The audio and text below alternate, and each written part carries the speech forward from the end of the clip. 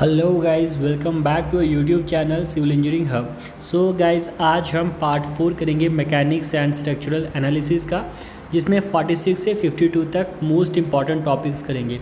Part 1, part 2, part 3 के links आपको description box में मिल जाएंगे या चैनल की प्लेलिस्ट में मिल जाएंगे। इस सब्जेक्ट के ख़त्म होते हम शुरू करेंगे एस्टिमेशन सब्जेक्ट को, देन सॉइल मैकेनिक्स, और फिर हमारे 10 सब्जेक्ट कंप्लीट हो जाएंगे विद मोस्ट इंपॉर्टेंट 60 टॉपिक्स। तो आज पार्ट 4 को स्टार्ट करते हैं। Hello guys, welcome back to YouTube channel civil engineering hub. So guys, part 3 में हमने क्वेश्चन नंबर 30 से 45 तक किए थे। आज हम 46 से स्टार्ट करेंगे और हमारे जितने क्वेश्चन होंगे और कुछ क्वेश्चंस हम 60 कंप्लीट होने तक पार्ट 5 में करेंगे, क्योंकि इसका सिलेबस थोड़ा सा ज़्यादा है। तो देखो, क्वेश्चन नंबर 46 आपकी स्क्रीन पर। A circular shaft can transmit a torque of 5 kN/m if the torque is reduced to 4 kN/m, then the maximum value of bending moment that can be applied to the shaft is।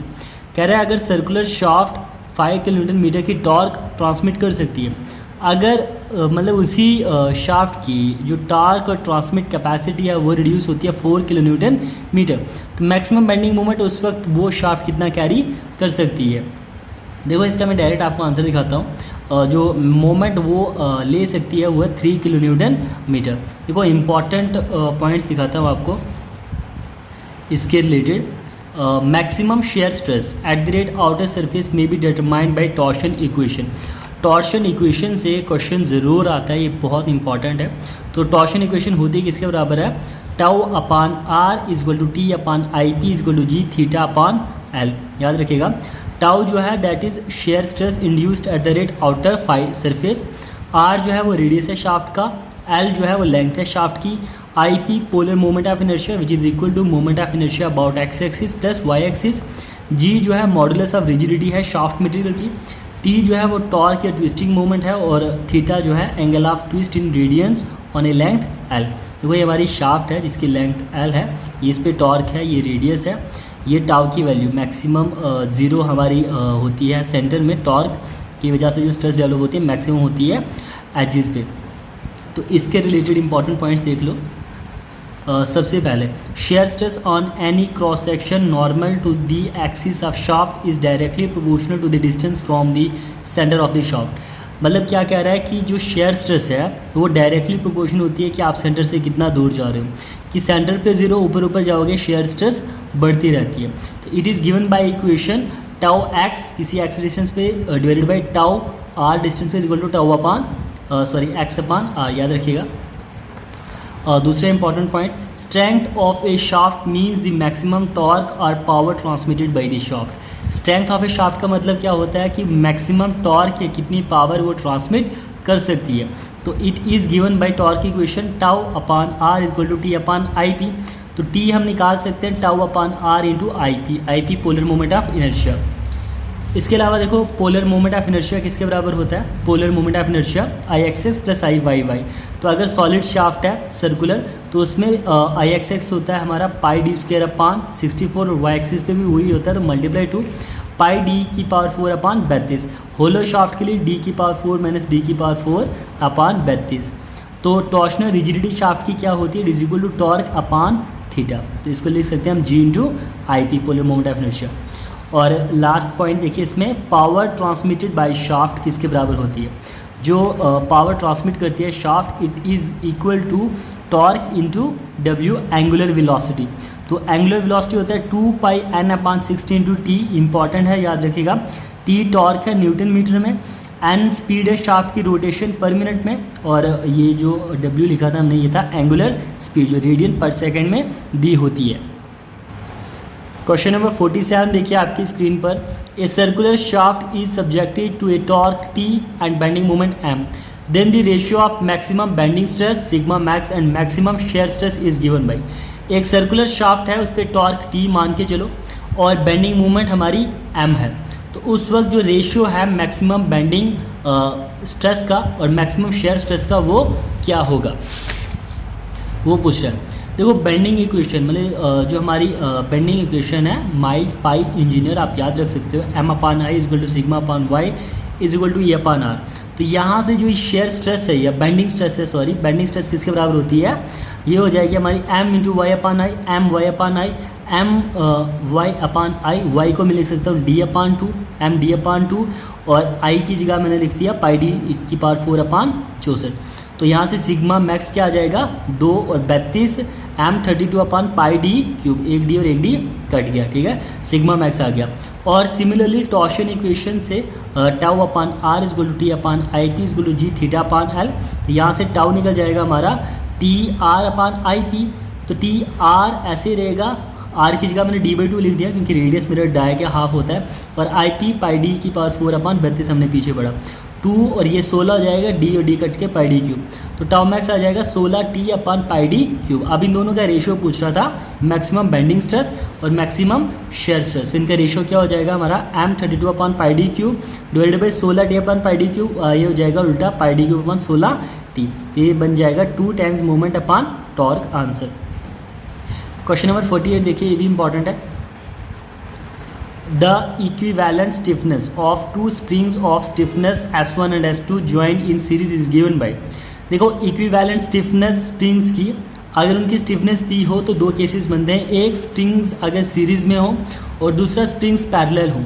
अगर spring series में है जैसे यहाँ पे पूछा, तो equivalent stiffness होती है हमारी स्प्रिंग 1 में जो स्टिफनेस है, स्प्रिंग 2 की जो स्टिफनेस है, दोनों का प्रोडक्ट अपान उन दोनों का सम। और वहीं अगर हमारी स्प्रिंग्स पैरेलल में है तो इक्विवेलेंट स्टिफनेस होता है S equal to S1 plus S2, याद रखिएगा। क्वेश्चन नंबर 49 देखिए आपकी स्क्रीन पर, ये भी इंपॉर्टेंट है। In a thin cylindrical shell the ratio of longitudinal stress to hoop stress.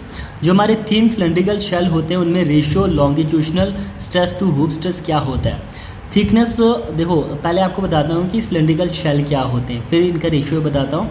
पहले लॉन्गिट्यूशनल स्ट्रेस क्या होता है, हुप स्ट्रेस क्या होता है। अगर थिकनेस किसी वॉल के शेल की कम है 1/10 टू 1/15 ऑफ इट्स डाया, तो उसको थिन शेल कहते हैं। मतलब कोई सिलेंडर है, मान लो उसके टोटल डाया से जो थिकनेस है 1/10 टू 1/15 से कम है तो वो थिन शेल होता है। अगर इससे ज़्यादा हो तो थिक शेल कहलाता है। Cylindrical shell when subjected to internal pressure 2 types of stresses are develop. Cylindrical shells में जब इंटरनल प्रेशर पड़ता है पानी की वजह से तो 2 तरह की स्ट्रेसेस पैदा होती है, सर्कमफ्रंटल जिसको हुप स्ट्रेस कहते हैं और लॉन्गिट्यूशनल स्ट्रेस।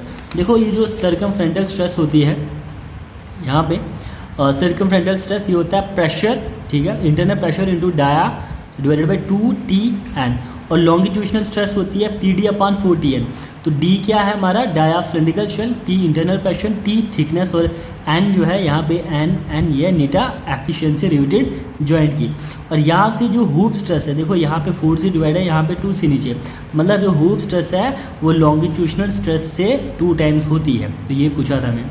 इसके अलावा देखो इंपॉर्टेंट पॉइंट, सर्कमफ्रंटल या हुप स्ट्रेन किसके बराबर होती है। देखो सर्कमफ्रंटल स्ट्रेन आ गई, यही pressure into D upon 2T Young modulus of elasticity 1 - 1 upon 2m, m जो है पॉइजन रेशियो। और लॉन्गिट्यूशनल स्ट्रेन क्या होता है, PD अपान 4TE 1 अपान 2 - 1 अपान m। और इसके अलावा जो चेंज इन लेंथ है it will be equal to longitudinal strain into original length. और यहाँ से जो हमारी सर्कमफ्रंटल या हुप स्ट्रेस है it is 2 times of longitudinal stress, याद रखिएगा। इसके अलावा देखो हमारे स्पेरिकल शेल्स होते हैं जिनमें जो स्ट्रेस है हर तरफ बराबर होती है, and it is equal to PD upon 4T नीटा, और स्ट्रेन होती है PD upon 4TE 1 - 1 upon m, और चेंज इन वॉल्यूम होता है पाई PD की power 4 upon 8TE 1 - 1 upon m। याद रखिए फॉर्मूले एग्जाम के लिए। क्वेश्चन नंबर 50 देखिए आपकी स्क्रीन पर। 2 shafts of same material G and length L are joined in series if the ratio of their dia is 2 then the ratio of angle of twist will be। कह रहा है 2 shafts हैं जो same material की बनी है, मतलब modulus of rigidity is same for both the shaft, length उनकी बराबर है और सीरीज़ में जुड़ी हुई हैं। अगर रेशियो दोनों के डाया का 2 है तो एंगल ऑफ ट्विस्ट का रेशियो क्या होगा।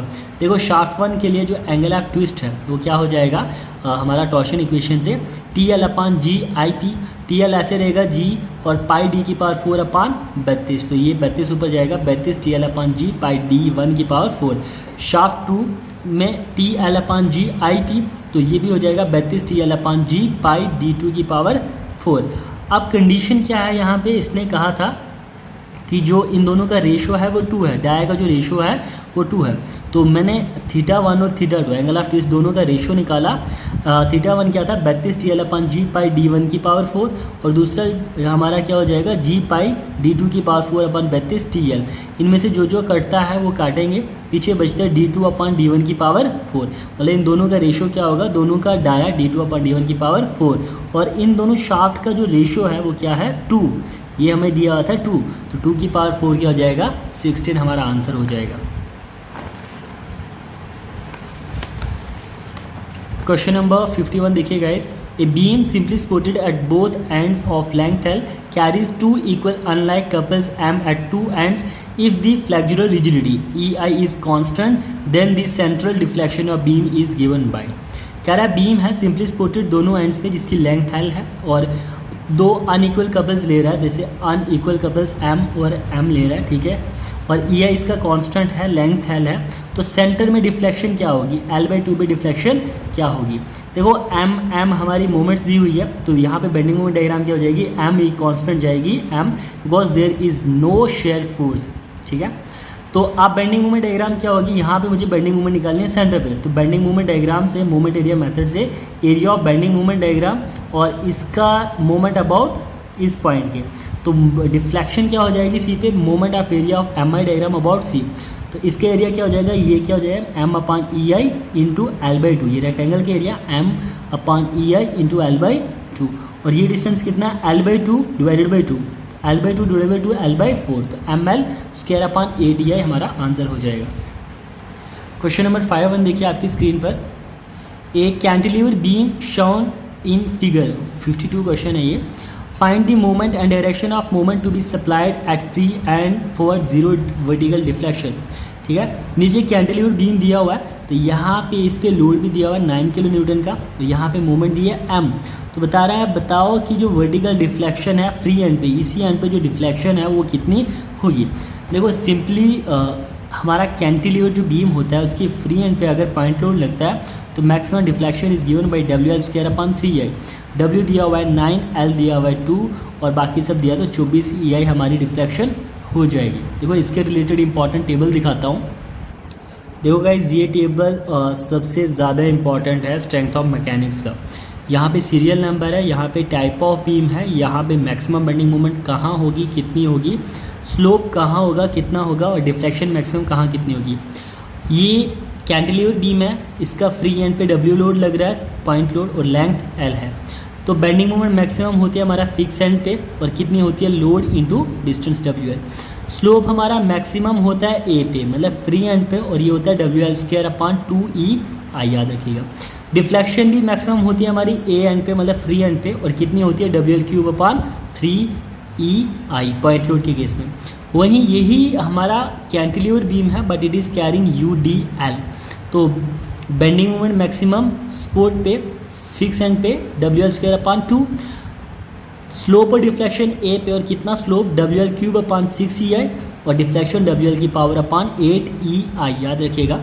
वहीं हमारा कैंटिलीवर अगर UVL कैरी कर रहा है 0 at free end W at fix end, तो मैक्सिमम बेंडिंग मोमेंट B पे WL²/6 और स्लोप WL3/24EI और डिफ्लेक्शन WL4/30EI, वो कहाँ पे फ्री एंड पे। तो यहाँ से क्लियर होता है कि मैक्सिमम स्लोप और डिफ्लेक्शन कैंटिलीवर बीम में कहाँ होता है फ्री एंड पे। वहीं अगर हमारा कैंटिलीवर बीम है और इस पर मोमेंट लग रही है तो यही मोमेंट यहाँ तक जाएगी कांस्टेंट अगर no vertical loads in the span, और स्लोप कितना होगा ML/EI A पे और डिफ्लेक्शन ML²/2EI। वहीं अब हमारा अगर सिंपली सपोर्टेड है W लोड सेंटर पे कैरी कर रहा है WL/4 सेंटर पे मैक्सिमम बेंडिंग मोमेंट और WL²/6EI सेंटर पे ही मैक्सिमम स्लोप और WL3/48EI मैक्सिमम डिफ्लेक्शन भी सेंटर पे। वहीं अगर UDL कैरी कर रहा है तो सेंटर पे ही maximum bending moment WL²/8, centre पे ही मैक्सिमम स्लोप WL3/24EI और सेंटर पे ही maximum deflection WL4/384 into EI multiply 5। तो फिक्स्ड बीम का भी देख लो, अगर फिक्स्ड बीम है ठीक है और वो W लोड कैरी कर रहा है तो स्लोप की वैल्यू लिखी नहीं है मैंने, डिफ्लेक्शन होता है WL3/192EI और यही अगर फिक्स्ड बीम UDL कैरी कर रहा है तो मैक्सिमम डिफ्लेक्शन सेंटर पे WL3/48 EI।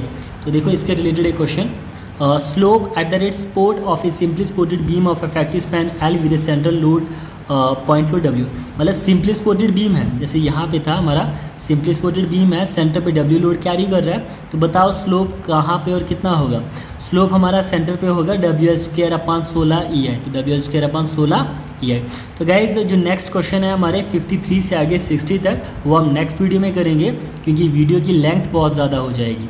So guys part 5 में हम स्ट्रेंथ ऑफ मैकेनिक्स को कंप्लीट करेंगे, then we will start the estimation construction management जो 15 मार्क्स की रहेगी, और लास्ट हम सॉइल मैकेनिक्स को कंप्लीट करेंगे।